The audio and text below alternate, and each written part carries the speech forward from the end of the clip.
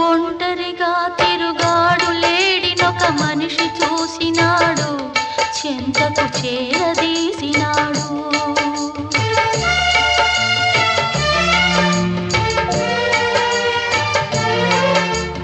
అభమో శుభమో తెలియని లేడి అతనిని నమ్మింది, తన హృదయం పరిచింది.